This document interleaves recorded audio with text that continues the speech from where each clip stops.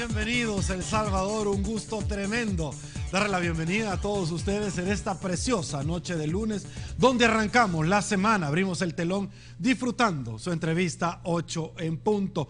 Esta noche, señores, luego del evento cívico electoral que el día de ayer, por supuesto, se verificó al interior de la Feria Internacional, donde el presidente electo toma, constitucionalmente hablando, ya esa investidura de la máxima magistratura, como lo es ser presidente de la República de El Salvador, tanto Salvador Sánchez Serén como el licenciado Óscar Ortiz. Esta noche vamos a ponderar qué es lo que se espera de este nuevo gobierno. Vamos a estar hablando sobre la postura de la empresa privada ante el cambio de gobierno, expectativas ante el discurso del presidente en materia económica, también en términos de seguridad jurídica y por supuesto también el agro. Para conversar sobre esto con gusto esta noche, le damos la bienvenida al ingeniero Jorge Dabú, presidente de la Asociación Nacional de la Empresa Privada ANEP. Ingeniero, un gusto tenerlo acá en 8 puntos. Gracias, un gusto por la oportunidad de estar nuevamente en tu programa. No, gracias a ustedes dos por la oportunidad que nos dan. También esta noche el ingeniero, también nos acompaña Agustín Martínez, presidente de Camagro. Ingeniero, es un gusto también tenerlo acá en 8 puntos. Invitarnos. Saludo a la teleaudiencia. Okay. Esta noche, señores, antes de dar paso a Banco Agrícola, importante decir que nos sentimos sumamente felices y honrados y desde acá queremos mandar un abrazo a nuestro compañero Carlos Toledo. Usted lo vio el día de ayer y esta noche y esta mañana, por supuesto, usted también lo pudo ver en Canal 33. Esta noche queremos aprovechar para manifestar que nos sentimos sumamente contentos como familia Canal 33 en un proyecto muy ambicioso donde el canal está apostando a una entrevista denominada República SB. La invitación para que usted nos acompañe toda la mañana, todas las mañanas de 6:30 en adelante y por supuesto desearle todos los éxitos porque sabemos de la capacidad de Carlos Toledo y por supuesto de su trayectoria. Profesor Salvador Sánchez Serén.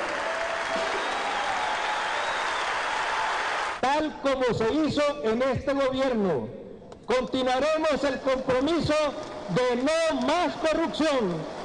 El presidente Sánchez Serén sorprendió en su primer discurso de 48 minutos, en el que solo habló lo necesario y lo urgente. El primer punto, la lucha contra la corrupción. Lo he dicho muchas veces y debo dejarlo claro, los recursos del pueblo son sagrados y solo se utilizarán para favorecer el desarrollo y el bienestar del mismo. Uno de los temas que todos querían escuchar era la economía, al que dijo apostará a la inversión, los empleos y diálogo con los empresarios. Nuestra primera apuesta es el desarrollo económico. Vamos a poner énfasis en la transformación productiva y en una economía inclusiva. Impulsaremos una logística comercial que responda a la demanda de crecimiento y de generación de empleo. Sobre seguridad aspira una policía más depurada y la aplicación de la fuerza acompañada de la prevención. Fortaleceremos y continuaremos la depuración de la Policía Nacional Civil. Articularemos y coordinaremos los esfuerzos institucionales a nivel nacional e internacional. Necesitamos de la participación activa de los gobiernos y liderazgos locales. En salud ampliará el apoyo social a los futuros bachilleres. Se entiende como cuadernos y tecnología. Llevaremos los paquetes escolares hasta el bachillerato. Continuaremos el esfuerzo por erradicar el analfabetismo y trabajaremos por la formación superior permanente de los maestros. Pareció un presidente ordenado y concreto, por eso no dijo mucho y se comprometió poco. Y por eso anunció nuevas instituciones y cambios en otras. Fue una orden casi en ejecución. Vamos a crear el Ministerio de Cultura para fortalecer nuestra identidad y potenciar la cultura y las artes como fundamentos de la transformación del país. Y también crearemos el Ministerio de la Mujer. Lo demás fueron parte de un discurso que para algunos fue básico, como un principio elemental en tiempos de guerra. Entre menos dices, menos te comprometes. Para Teleprensa Canal 33, Julio Rodríguez. Muchísimas gracias, Julio Rodríguez. Esta nota nos sirve de punto de partida y ilustrativa, por supuesto, para arrancar esta entrevista de esta noche. Y es que el día de ayer el profesor Salvador Sánchez Serén arrancó aplausos a todos los asistentes con varios señalamientos. Una de ellas es la lucha contra la corrupción. En algún momento habló de la austeridad, de la transparencia. También habló de una unidad nacional y reiteró en 9 veces, según los analistas así lo han contado, donde solo unidos vamos a desarrollarnos todos. Ingeniero Dabú, arranco con usted. Como empresarios o representante de los empresarios o parte de los empresarios de este país, ¿qué expectativa tiene usted del nuevo gobierno luego que ustedes estuvieron el día de ayer en ese evento? Bueno, quizás hay que comenzar diciendo que fue refrescante un discurso diferente a lo que habíamos estado viviendo en los últimos años en el país. Y eso creo yo que es un buen punto de partida. Me pareció que, como bien lo decía la nota que ustedes presentaban, fue un discurso que se mantuvo a cierta altura, no se metió a profundidad a evaluar problemas, sino a mencionarlos y en algunos casos a hacer algunas sugerencias de lo que se iba a abordar en el gobierno. Ahora, lo que tenemos que acordarnos, Sergio, es que los discursos son discursos. Muchas veces te los prepara alguien y tienen el contenido de lo que tú necesitas vender en un evento. Y debemos estar claros y conscientes de esa realidad. Lo que hemos visto es una actitud diferente y eso es un primer buen paso que creo que debe servir como la semilla que estamos sembrando para ojalá encontrarle soluciones reales a los retos que tiene el país. No sé si tú quieres que después nos metamos en los puntos específicos, pero en términos generales esa es la evaluación. Ok, ¿qué opinión le merece? Bueno, usted lo ha dicho, fue refrescante sobre este tema, pero ¿qué opinión le merece? Porque tengo entendido que en algún momento ustedes tuvieron un acercamiento con la fórmula presidencial del partido electo. ¿Qué conversaron? ¿Qué puntos abordaron? ¿Cuál es el sentimiento más allá de un discurso, como usted lo ha dicho, que cualquier asesor lo podría realizar para tocar los puntos más importantes? A ver, yo creo que existe conciencia en el gobierno que los problemas que tenemos, los que están heredando del gobierno del presidente Funes, son serios y merecen una pronta atención. No hay tiempo para dilatarlos o atrasar acciones al respecto. Ahora, hay algunas cosas que vale la pena mencionarlas y que creo que tienen mucho que ver con esto. Y es, el presidente Salvador Sánchez Serén dijo, una de nuestras prioridades es la economía, y creo que tú lo ponías ahí en uno de los cortos del discurso. Pero la economía del país no se desarrolla y no crece por temas políticos, no por temas económicos. Y los temas políticos están directamente relacionados a la estabilidad política y a la seguridad jurídica. Y sobre eso no se dijo nada. Estuve muy atento al discurso y sobre eso, que es la base y el sustento de las inversiones, no se habló nada. Se habló de ministerios. Generar un ministerio te genera grandes costos y no necesariamente buenas soluciones. Si un ministerio te fuera a resolver un problema, entonces el Ministerio de Economía nos tendría creciendo al 4% y el de Seguridad no estuviera en paz. Así que generar ministerios, honestamente, creo que no es una buena idea con el problema fiscal que tenemos. Esto es más burocracia. Lo que necesitamos es que las instituciones que existen, puedes hacer dentro de una, ¿por qué no?, dentro de inclusión social que ya existe, tener una Secretaría de la Mujer, por ejemplo, si es que no existe, con los mismos recursos humanos que tenemos ahí. ¿Por qué no, si quieres, de Cultura? ¿Por qué no hacerlo dentro del Ministerio de Educación? Una subsecretaría adicional.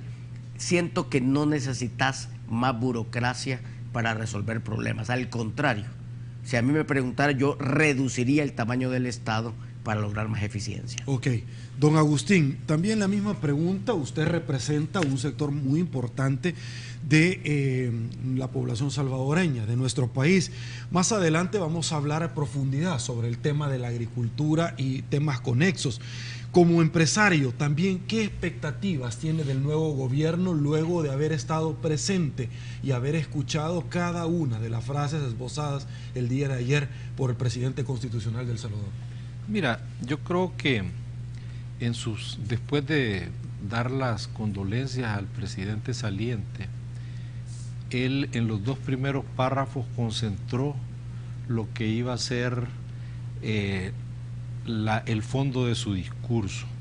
Él habló: ejerceré la presidencia con honradez, austeridad, eficiencia y transparencia.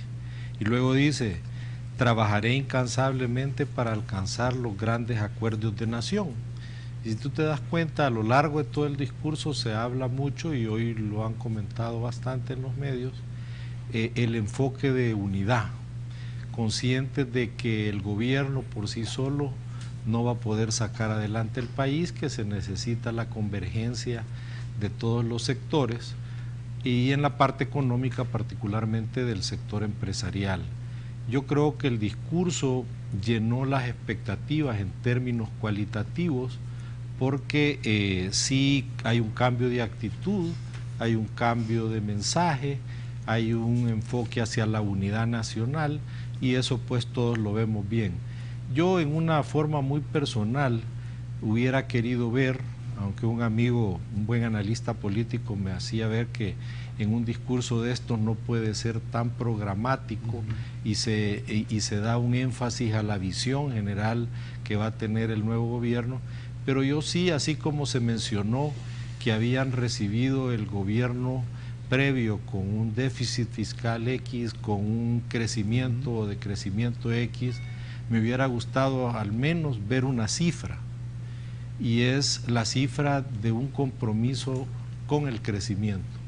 ¿Por qué digo esto? Porque así toda la actividad económica y las autoridades que estén trabajando en función de generar ese crecimiento, tengamos metas que cumplir. Si tú dijeras, por ejemplo, y creo que él ya lo había expresado, yo recuerdo haberlo oído en el discurso que dio el día 1 de mayo en una manifestación, en un discurso ante muchos trabajadores. Él decía: me voy a comprometer a crecer el 3%. A mí me hubiera gustado ver ese compromiso en este discurso. Nosotros hemos hecho números, probablemente el 3% no es suficiente, dadas las condiciones que tiene el país, pero, y además este año ya pasó la mitad prácticamente.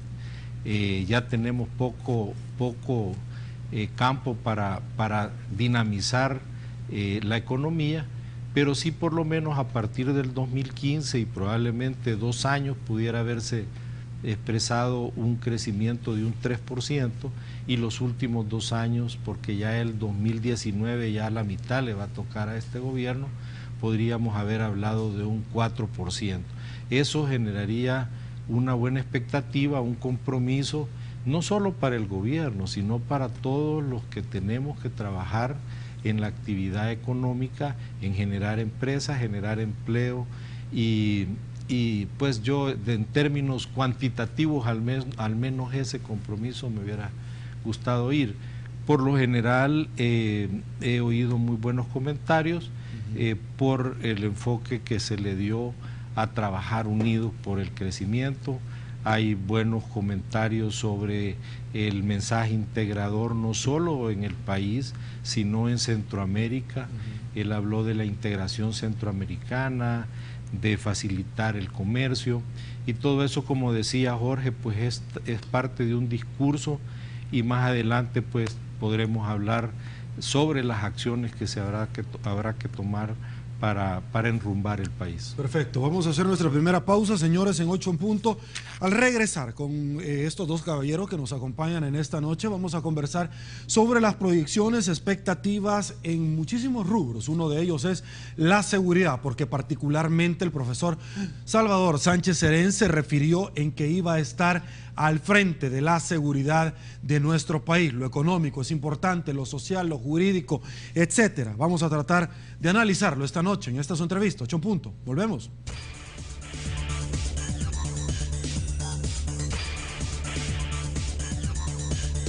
El Consejo de Ministros de Petrocaribe celebró su sesión número 13 en San Salvador y el presidente Salvador Sánchez Serén aprovechó la ocasión para hacer oficial la incorporación al proyecto. Para mi gobierno, la adhesión a Petrocaribe corresponde a un enfoque estratégico en la redirección de cómo vemos las relaciones de nuestro país con el sur, unas relaciones repotenciadas bajo la óptica unionista y los principios de complementariedad, solidaridad y cooperación que se extienden desde Venezuela hacia el Caribe y nuestro istmo centroamericano. Petrocaribe tiene 9 años de existir y ha vendido 105.000 barriles de petróleo a sus países miembros, generando 15.000 millones de dólares.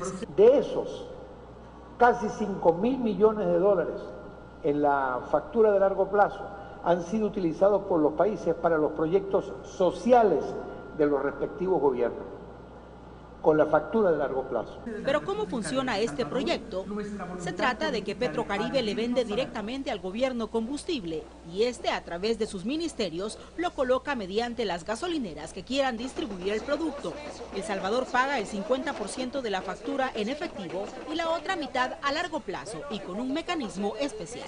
Es que podemos pagar nuestra factura petrolera con producción nacional, con limones, con aguacates, con guineos majonchos, con pantalones, con zapatos que produzcan nuestros empresarios. Pero esta compra directa que hará El Salvador de combustible no garantiza que habrá precios más bajos para los conductores. Se los hemos dicho en varias oportunidades, el precio al que el combustible nos llega es el precio del mercado internacional, siempre. Estamos en un mecanismo de libre comercio y de competitividad y esperamos que esa competencia mayor que se inyecte en la economía salvadoreña permita que a través de la competencia haga que bajen los precios. Aplaudimos este instante, señoras y señores, algo trascendental. El Salvador se convierte en el miembro número 19 de Petrocaribe.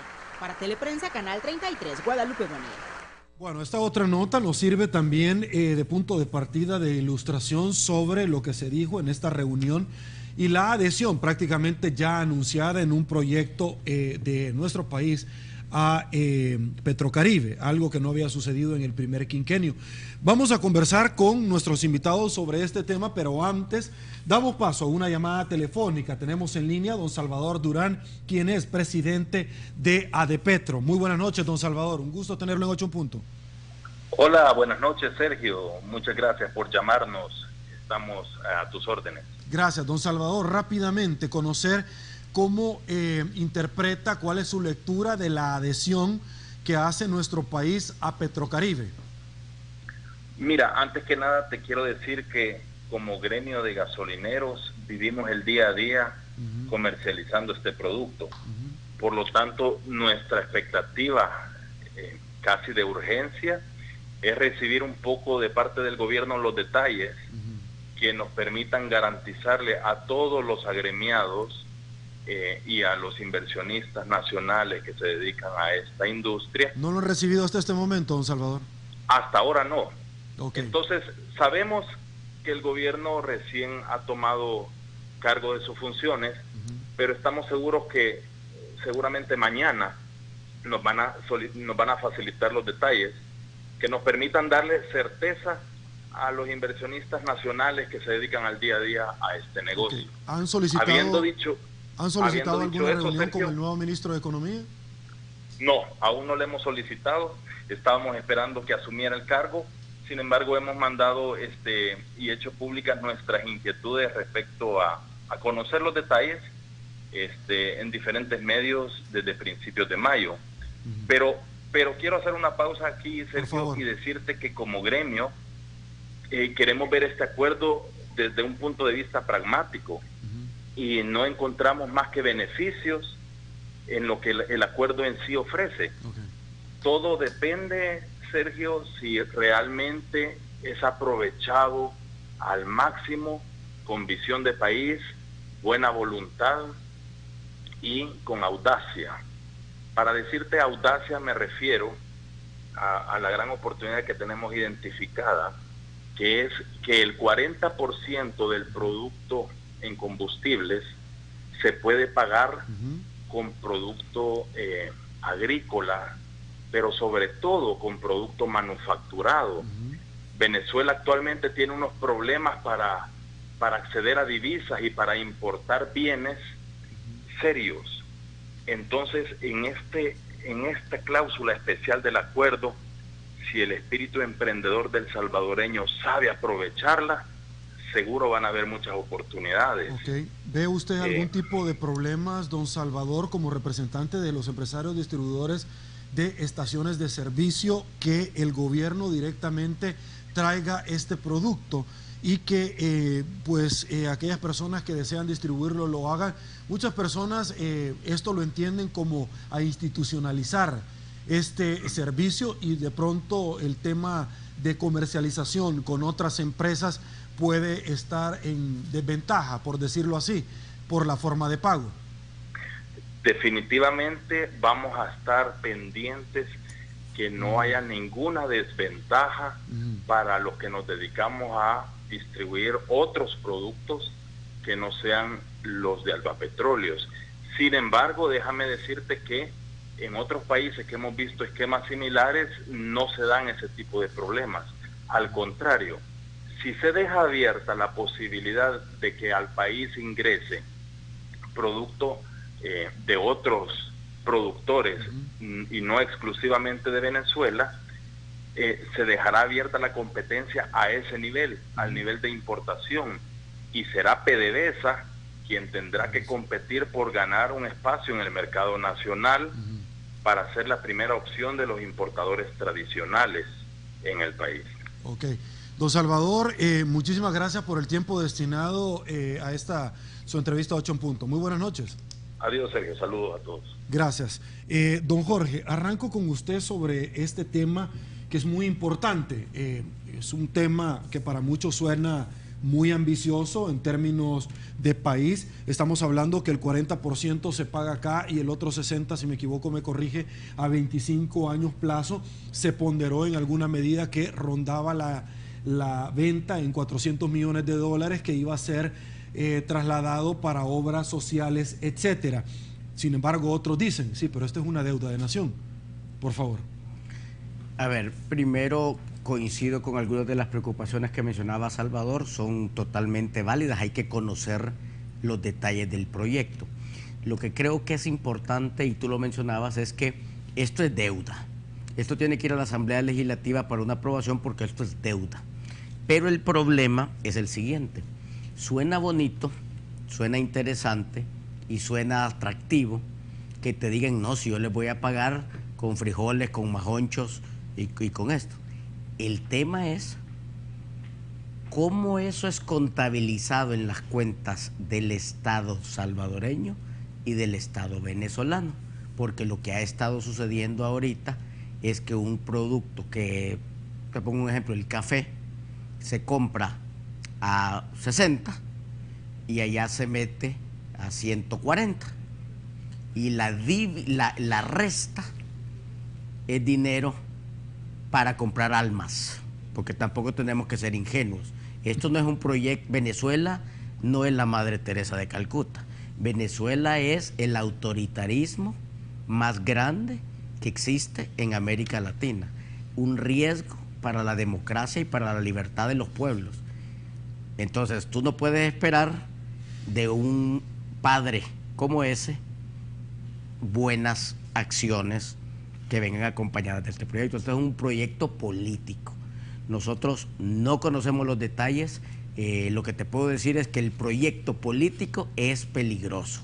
Yo estoy de acuerdo que el que vende los majonchos va a estar feliz y el que compra la gasolina también, pero aquí estamos hablando de El Salvador, de la libertad, de la democracia, y eso es algo que tenemos que tener en la mira. Ningún majoncho, ningún café vale la libertad y la democracia de los salvadoreños. Ojo. Don Jorge, ustedes en el pasado como ANEP acudieron a diferentes instancias para denunciar Albapetróleos, y hay que decirlo con nombre y apellido. una posición dominante, que en algún momento no se tenía acceso a la contabilidad, por ejemplo, etcétera, o que en algún momento se estaba vinculando a una actividad política proselitista por el momento que se vivía. ¿Tienen ustedes la percepción que podríamos estar ante las puertas de una nueva actividad emulando a la cual ustedes denunciaron? A ver, aquí cambia un poco en el sentido que antes el único acuerdo que tenía Venezuela con un partido político era en El Salvador con el FMLN, el resto era con países.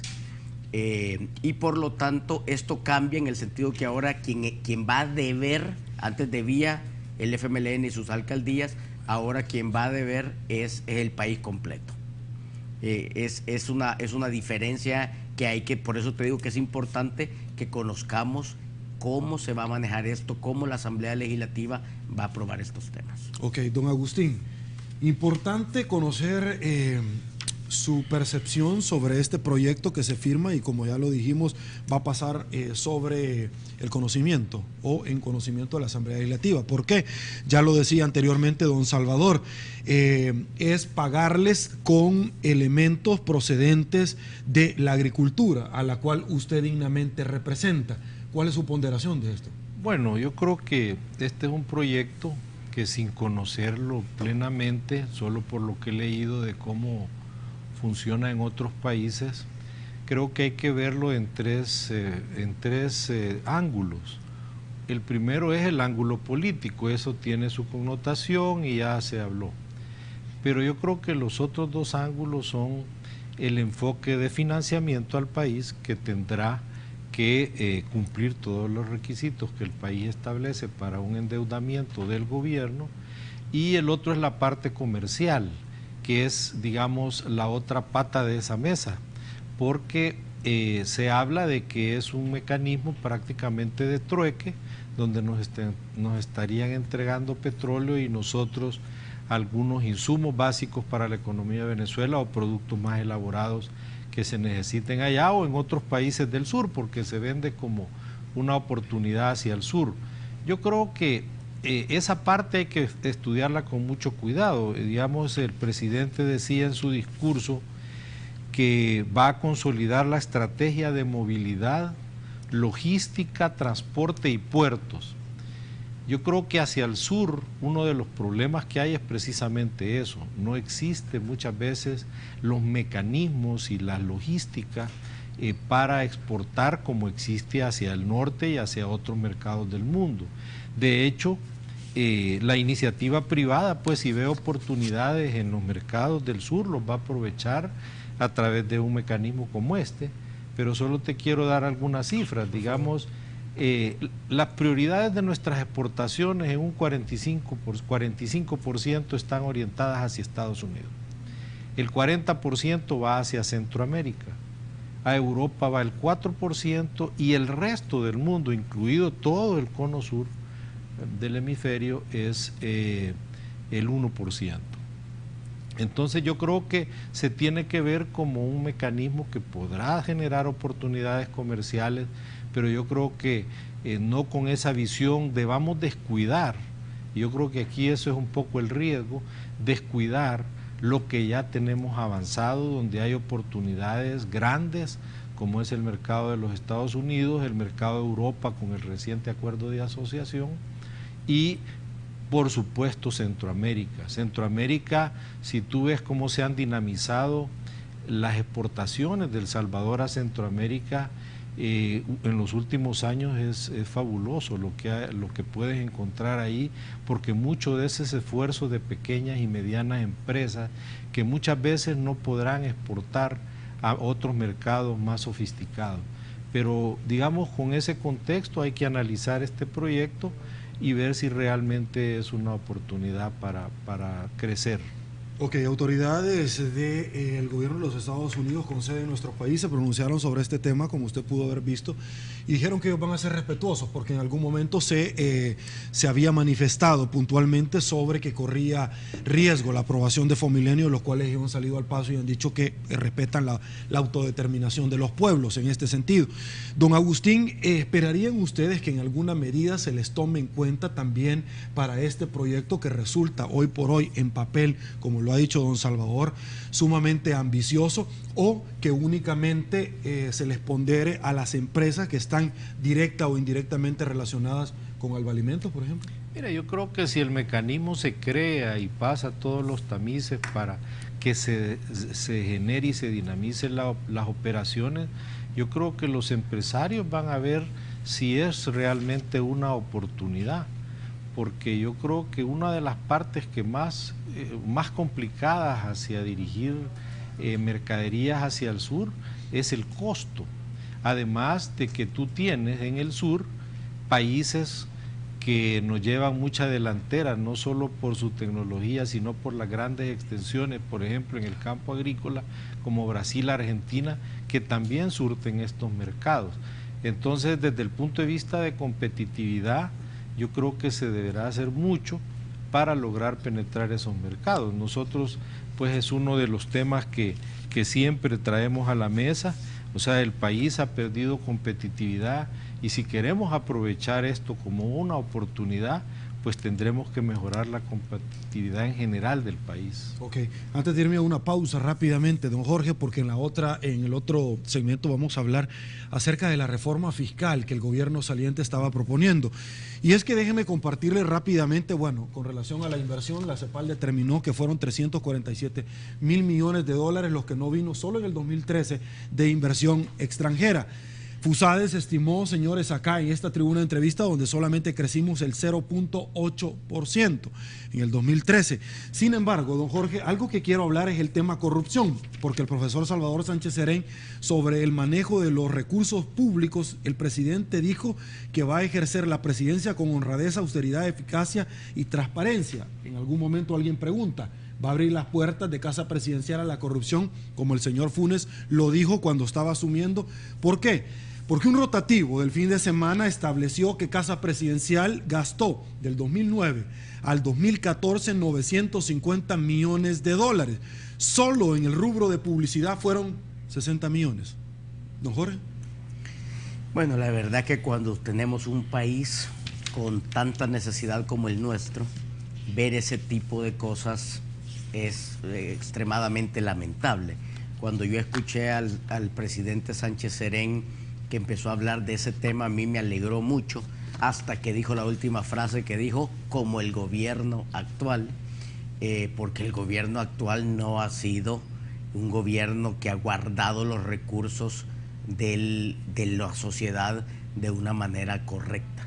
Lo que es importante es que él dijo, vamos a ser transparentes, vamos a luchar contra la corrupción, así que esperamos que eso se pueda hacer en el presente que a él le tocará vivir y del pasado que nos ha tocado a los salvadoreños también, porque yo creo que mientras no eliminemos todas esas prácticas corruptas del quehacer político, es muy difícil que estos países salgan de la pobreza. Uno de los grandes problemas, y lo dicen las instituciones internacionales que evalúan cómo los países tienen una relación directa entre corrupción o falta de corrupción y desarrollo o falta de desarrollo. Están estrechamente relacionados y este país necesita una buena dosis de esa transparencia y de esa dar cuentas sobre los recursos del Estado que ofreció el presidente. Y por supuesto le damos la mano, le damos el beneficio de la duda, pero también vamos a estar muy, pero muy pendientes de la realización de esta promesa. Señores, una nueva pausa. Al regresar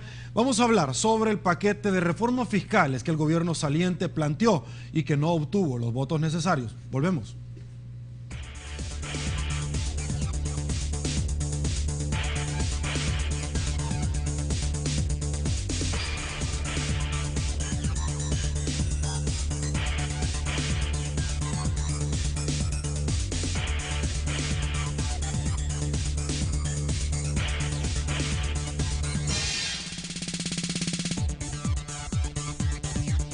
Yo creo que todos estamos a la expectativa de ver qué es lo que va a pasar, ¿verdad? Porque una cosa son las palabras y otra cosa son las acciones. El Grupo Poma se ha vuelto una referencia financiera inversionista y con un alto grado de incidencia en los asuntos económicos y políticos de El Salvador. Su presidente es Ricardo Poma, un exitoso empresario que desde ya sugiere al nuevo presidente salvadoreño dos aspectos para financiar su gobierno. Sí creo que este gobierno que entra tiene que enfocar el tema de austeridad y el tema de transparencia, porque el tema fiscal no se soluciona solo con más ingresos, sino que también se soluciona con menores gastos. Entonces hay que enfocar el tema del gasto también, hay que enfocar el tema del derroche y entrar en un periodo de austeridad. Su perfil de un hombre práctico en la toma de decisiones para millonarias inversiones en la región lo proyecta cuando decide ver y actuar a la izquierda militante en el Poder Ejecutivo. Yo creo que hay que esperar realmente cómo va a trabajar este gobierno, este nuevo gabinete. El país está en una situación muy difícil, tanto económica como en el tema de seguridad, entonces yo espero que este nuevo gobierno pueda caminar hacia adelante con bastante apoyo en esos dos temas principalmente. Sin embargo, la cautela es una condición de cualquiera que no se puede permitir perder en sus inversiones. Por eso espera ver y evaluar las condiciones del mercado que El Salvador generará con Sánchez Serén en el gobierno. Sí, nosotros sí le damos una altísima prioridad al Salvador y vamos a hacer todas las inversiones necesarias para las cuales haya mercado, ¿verdad? Porque el mercado obviamente es muy importante para hacer una inversión. Es la recuperación eventualmente de la inversión. Es un empresario que prefiere las reglas claras y observa las señales. Y las que ha visto en los últimos días de parte del gobierno de Sánchez Serén hacia la empresa privada, considera permiten avanzar de forma prudente. Para Teleprensa Canal 33, Julio Rodríguez. Gracias nuevamente, Julio. Bueno, y esta reiteración que hacía un empresario muy exitoso, como nosotros lo pudimos ver, es el llamado para el gobierno de turno. Don Agustín, ¿qué opina de las reformas fiscales que el gobierno anterior estaba proponiendo? Hay críticas sobre este tema, no ayuda mucho a dinamizar la economía. Otros decían, mire, ya no tenemos plata. Cuestionaban a 5 meses, porque ahora entramos al 6º, que se acabe en el presupuesto de un año, pues no nos parece tampoco muy alentador. Por favor. Este es un tema que hay que verlo, digamos, como el gobierno lo estaba enfocando. Por un lado había bastante urgencia en una opción de corto plazo, que era refinanciar prácticamente la deuda con esos 800 millones, y la otra es la reforma fiscal. En ANEP se ha hecho un trabajo que se le ha planteado a las autoridades para que ellos la evalúen, porque a todas luces, como tú bien lo mencionabas, no dejará si esa reforma pasara, de restringir la inversión, la competitividad de las empresas, y afectará de una manera diferente a como se ha planteado, porque sí se afectará a toda la actividad económica del país, y por supuesto incrementando los costos cuando estamos hablando de mejorar la competitividad.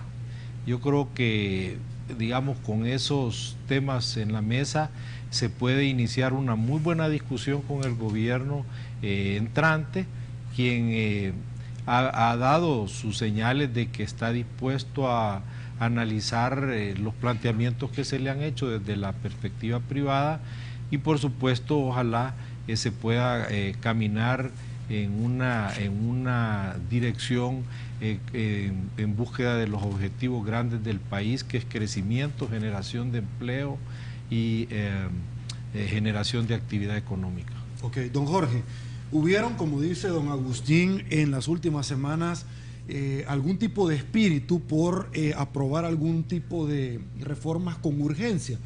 Una de ellas fue precisamente el tema de las reformas fiscales. El otro, no me voy a referir a eso, pero es importante que yo lo diga. El tema de las frecuencias de televisión, señores, 6 de televisión, y que Asder ya se pronunció sobre este tema. Raramente vimos un esfuerzo así como rápido y furioso, como yo lo manifiesto, por sacar adelante este tema. No lo vamos a tocar ahora, pero seguro más adelante en otra oportunidad lo vamos a hacer. Reformas fiscales. ¿Cuál es su apreciación como representante o parte representante de la empresa privada en el país? Bueno, mira, normalmente los gobiernos buscan cómo generarse ingresos y muchas veces dejan de lado el observar qué efectos puede tener en la sociedad. En este caso, los impuestos que se están proponiendo no solo no les van a generar la cantidad de dinero que ellos esperan tener, sino que va a ser otro freno de mano a la economía. Hemos visto la reforma del Código Tributario que violenta principios de inocencia, principios de legalidad en la aplicación de la publicidad, por ejemplo, de parte del Ministerio de Hacienda. El impuesto mínimo del 1% sobre activos netos, esto ya fue declarado inconstitucional por parte de la Corte Suprema de Justicia, y no solo fue declarado inconstitucional, sino que la Corte les dijo, un justificando para más impuestos no es necesito más dinero. Eso no es un justificando. Usted tiene que justificar, primero ver por qué la actividad va a ser penalizada con un impuesto, y aquí sencillamente te están diciendo, me acabé el pisto a medio camino, necesito más dinero. Operaciones financieras va a ser un grave problema, especialmente para las micro y pequeñas empresas, y va a generar un efecto cascada. Esto es igual que el impuesto de los timbres. Quiere decir que cuando venga, te dicen, no, mire, si el salario de la gente no va a pagar ni su tarjeta ni esto, sí, pero todos los productos que vos vas a comprar con ese dinero de tu salario, todo va a estar penalizado. Disminuye el poder adquisitivo. Por supuesto, va a ir 0.25 en cada cosa que se va comprando en el proceso. El 1% sobre la propiedad inmobiliaria suntuaria, ese concepto es falso, falso, falso, con F mayúscula. Ahí no hay tales de propiedad suntuaria. Cualquier casa, sea casa de $10,000, de aquí en adelante que se construya, que se venda, va a pagar impuestos, porque todos los proyectos que se van a urbanizar, todos los proyectos van a tener que pagar un impuesto. La ley de libros, ese es otro tema, la ley de imprentas tiene que ver con un solo sector. ¿Qué es lo que te quiero decir? Si el país crece 1%, vas a generar 100 a 120 millones de dólares en impuestos y 10 a 12 mil fuentes de empleo. Es lo que el país necesita, el Estado recursos y la gente empleo. ¿Por qué no buscamos el crecimiento económico? Porque lo más fácil es ir a cazar al zoológico y seguir cazando a los mismos de siempre, y eso vas a terminar haciendo, vas a quebrar la economía, vas a quebrar la posibilidad de las empresas de salir adelante. Y ese es uno de los temas que desgraciadamente no están bien. El tema de las transferencias bancarias, me gustaría escuchar, don Jorge. A ver, el tema de las transferencias era un poco lo que te estaba comentando.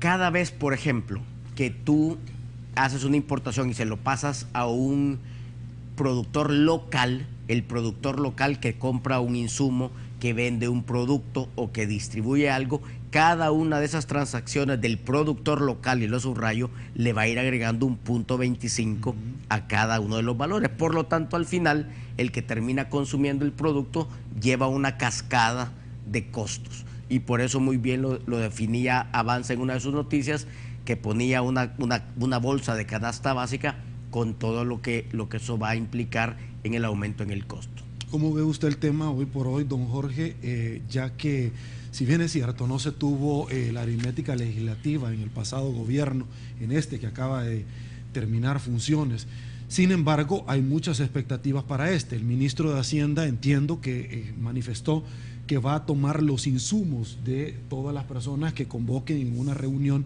para conocer de primera mano. Usted lo ha dicho en el pasado y es una frase que en algún momento es importante traerla. Se comieron los panes y ahora nos están invitando en el recreo, antes del recreo se comieron los panes para pagarlos. Es decir, este sería como una tercera reforma fiscal, por lo menos lo que intentaban, y de pronto la gente se pregunta, mire, una reforma fiscal no necesariamente es más impuestos. Bueno, es que yo creo que a la gente se le olvida que este gobierno ha recogido el doble de impuestos del gobierno anterior y se ha endeudado el doble del gobierno anterior. Es decir, que ha tenido, para que tú tengas una idea, en estos 5 años que se terminaron ayer, este gobierno recogió 21,000 millones de dólares entre impuestos y deuda. Quiere decir, todo el Producto Interno Bruto del Salvador, todo lo que producimos todos los salvadoreños en un año, toda esa plata la tuvieron ellos en 5 años. Y el resultado que tenés es más pobres, más delincuencia, menos crecimiento económico, más inseguridad, etcétera. Quiere decir que este no es un tema de más recursos, este es un tema de mejor gobierno, y es lo que insistimos nosotros. No necesitas darle más recursos a un gobierno que no está haciendo bien las cosas. Y en este caso, con la economía deprimida como la tenemos, creciendo al 1.7%, necesita reactivarla. España, hoy estaba leyendo, España, que es un país que ha tenido un modelo socialista bastante, está quitándole impuestos a la actividad económica para que se agilice, para que se genere empleo y desarrollo. Aquí vamos en contrasentido. Eso deberíamos estar haciendo ahorita. Y sé que muchos van a decir qué increíble que esté pidiendo eso.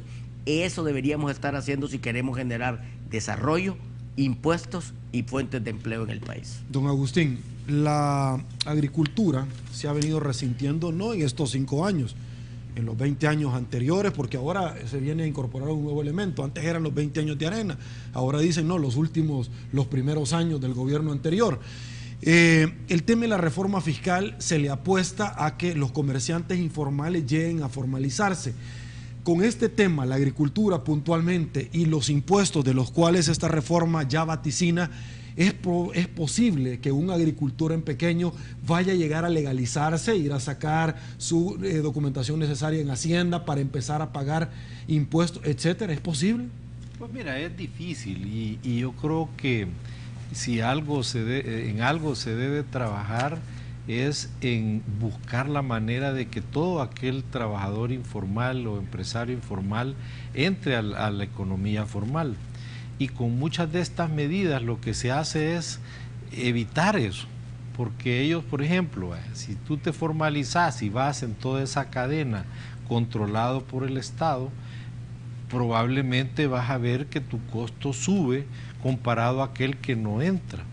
Entonces, tenemos que trabajar y de hecho el ENADE se va a tratar de eso, de cómo reducir burocracia, mejorar los mecanismos de competitividad y dinamizar la economía. Y es una propuesta que se está trabajando muy seriamente porque nosotros sí creemos que una de las maneras para mejorar la recaudación fiscal es ampliar la base tributaria.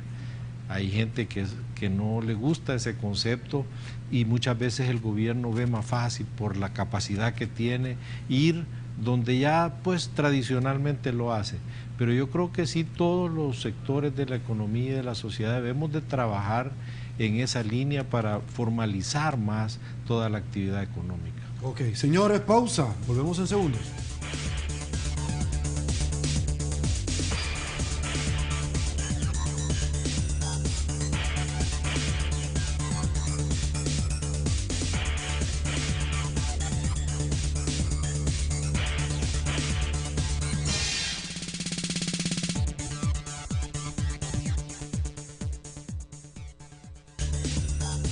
Estamos de regreso. Ay, Dios mío, el tiempo se nos acabó. Un gusto haberlo tenido acá, don Agustín. Igualmente, su casa, 8 en punto. Gracias. Para todos. Don Jorge, siempre Gracias. es un gusto también en su casa, 8 en punto. Gracias, Sergio, un gusto.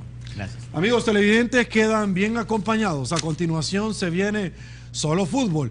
Será hasta el día de mañana. Soy Sergio Méndez, hoy lunes 2 de junio del 2014.